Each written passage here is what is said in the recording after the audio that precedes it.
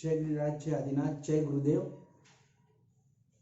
बहुत मजेदार और चोटदार पंक्तियां जो मैंने पढ़ी थी, मैं आपके सामने प्रस्तुत करना चाहता हूं। साधना के क्षेत्र में सुनना, साधना के क्षेत्र में गुरु अच्छे होने चाहिए, ये बहुत जरूरी है। गुरु अच्छे होने चाहिए, ये जरूरी है, लेकिन साधना के क्षेत्र में गुरु अच्छे लगने चाहिए, ये तो बहुत बहुत बहुत जरूरी है। गुरु अच्छे होने चाहिए और गुरु अच्छे लगने चाहिए। देखो, हम भी एक मानव है और मानव मात्र भूल पात्र है। गलतियां किसमें नहीं है? सभी में कोई ना कोई त्रुटि रही है, गलती रही है, कोई ना कोई कमजोरी रही हुई है। लेकिन कभी भी याद रखना, वो शिष्य सुशिष्य नहीं है जो अपने गुरु की गलतियां निकालता है, जो अपने गुरु का अपलाप करता है। शायद हमने सभी ने कहीं ना कहीं हमने अपने गुरुदेव की निंदा की है, अवहेलना की है, कहीं ना कहीं हमने उनकी गलतियां निकाली है हमने, और वो गलतियां के कारण आज हम जो कृपा पात्र बनने चाहिए, हम आज तक कृपा पात्र नहीं बन पाए हैं। और इसलिए हमें अगर गुरु के कृपा पात्र बनना है, गुरु के हृदय में स्थान प्राप्त करना है, और इसके लिए जरूरी है कि हमारे में वो पूर्ण समर्पण होना चाहिए जो गुरु गौतम स्वामी जी में था। गुरु गौतम स्वामी 4 ज्ञान के मालिक होते हुए भी, और कभी भी उन्होंने भगवान महावीर स्वामी के सामने कभी आवाज नहीं उठाई, कभी वो बड़े आवाज से बोले तक नहीं है। हमेशा जो भी भगवान ने कहा वो तहत्ती कर लिया। यहां तक कि वो आनंद नाम के श्रावक को भगवान ने कहा कि जाओ और उस श्रावक को जाकर मिच्छामृत मांग कर आओ। उन्होंने कभी ऑब्जेक्शन नहीं उठाया, कभी आर्गुमेंट नहीं की कि मैं कौन, भगवान मैं आपका सबसे प्रथम शिष्य, मैं गुरु गौतम स्वामी 50,000 शिष्यों का गुरु हूं। भगवान आपको तो सिर्फ 14,000 शिष्य है, जबकि मुझे 50,000 शिष्य है। कभी उन्होंने ऐसी कोई बात अपनी आप बड़ाई नहीं हाँकी, कभी उन्होंने अभिमान नहीं किया कि मेरे में तो, मेरे अंगूठी में भी तो लब्धि निधान मुझे कहते हैं, मेरे अंगूठे में भी अनंत लब्धि शक्ति रही हुई है, मैं तो सूरज के किरण पकड़कर ऊपर चढ़ सकता हूं। सूरज के किरण, सन रेस पकड़कर पूरी अष्टापद की यात्रा करने वाले ये प्रथम और शायद आखिरी ऐसे गंधर्व भगवान थे। कैसे कोई सूर्य के किरण को पकड़कर ऊपर चढ़ सकता है? लेकिन देखो क्या लब्धि शक्ति थी। अंगूठे अमृत वसे लब्धि तना भंडार, हम बोलते हैं कि इतने छोटे पात्र के अंदर खीर लेकर आए और अंगूठा अंदर रख दिया, और 1500 तापसों को जिन्होंने दीक्षा ली, और आज सभी का पारना था, और 1500 को इतने छोटे पात्र में खीर लेकर और खीर से उनको पारना कराया। कैसे हो सकता है?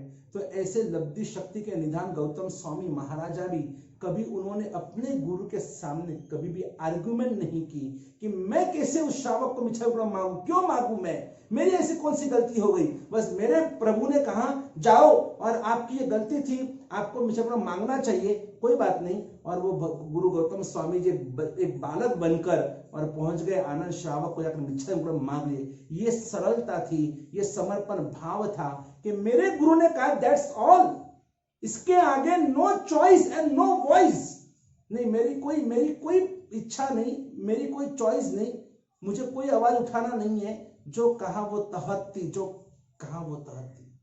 ये तहत्ती का भाव हमारे में नहीं आता है, और इसीलिए तो शायद हमें कभी कभी अपने गुरु भगवान के जिन्होंने हम पर अनंत उपकार किया है ना, तो ऐसे गुरुदेव के प्रति भी हम कभी कभी नाराज हो जाते हैं, कभी हम उनकी भी अवहेलना कर लेते हैं, उनकी निंदा कर लेते हैं, हमको गुस्सा आ जाता है।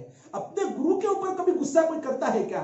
लेकिन फिर भी हमें अपने पंचमहाव्रतधारी शमन शमी भगवंतों के ऊपर हमको कभी गुस्सा आ जाता है, हम उनकी कितनी तो बार निंदा कर लेते हैं।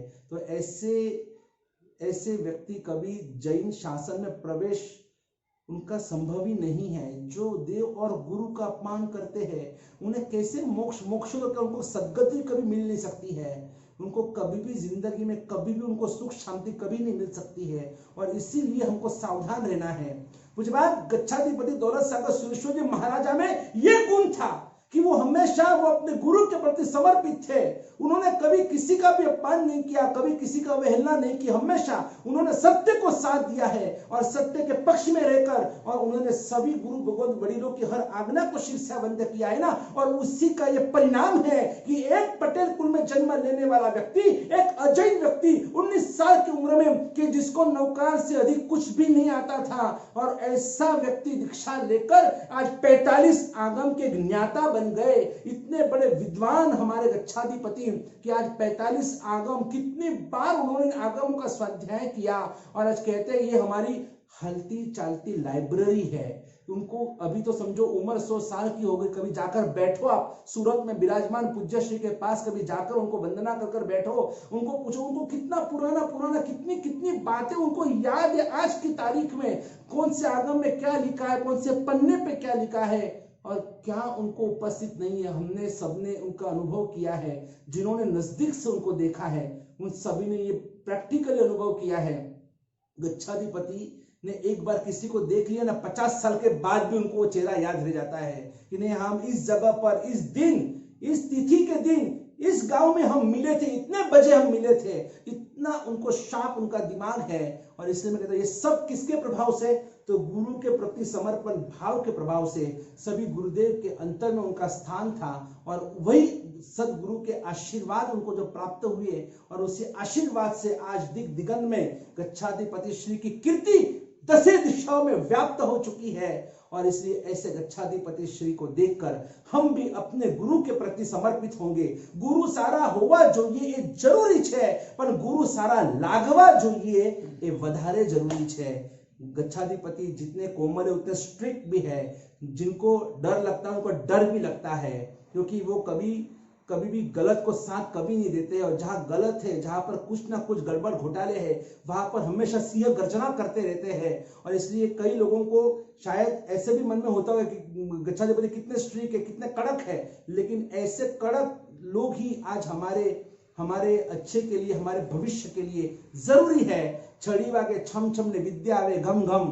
और इसलिए ऐसे सदगुरुदेव आज हमको भी मिले हैं, हम बड़े खुश हैं ऐसे पूज्य श्री को पाकर। 95 डेज टू गो, अब सिर्फ 95 दिन बाकी है।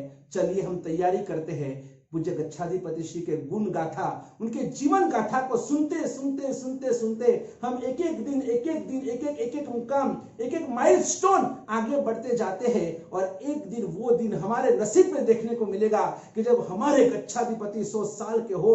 और उसके लिए आज कई गांवों के अंदर कई सारे भक्तगणों ने, आज किसी ने आयम्बिल 100 दिन एकाशना, मैं 100 दिन मैं सामयिक करूंगा, मैं 100 दिन प्रतिक्रमण करूंगा, मैं 100 दिन तक मैं रोज एक पक्की माला में नौकार महामंत्र का मैं जाप करूंगा। किसी ने 36 लोगोस का कौशक, आचार्य पद का जो कौशक होता है, 36 लोगस, 36 खमासमन, चने के डाल के एम्बिल या चने के डाल की बनी हुई चीजों से एकाशना करना।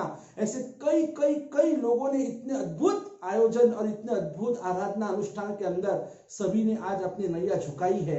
सच कहता हूं, बस ये गुरु भक्ति का अवसर आपको मिला है। अभी तक आपने कुछ नियम नहीं लिया तो आज से शुरू करो, जाग्या तैरती सवार, और आप गच्छाधिपति को अपना कुछ मनोभाव, अपनी आराधना उनको अर्पण करो, ताकि हमारे गच्छाधिपति दीर्घायु बने, हमारे गच्छाधिपति 108 ने 120 साल के बने। और ऐसे गच्छाधिपति श्री का वरदहस्त हमेशा मेरे, आपके, हम सभी के सिर पर हमेशा बना रहे। उनके आशीर्वाद प्राप्त करना ये जीवन का परम सौभाग्य समझ लो आप। और ऐसे गच्छाधिपति के लिए हम कहेंगे, बोलो पूज्यपाद वर्तमान गच्छाधिपति आचार्य दौलत सागर सुरेश्वर जी महाराज की जय।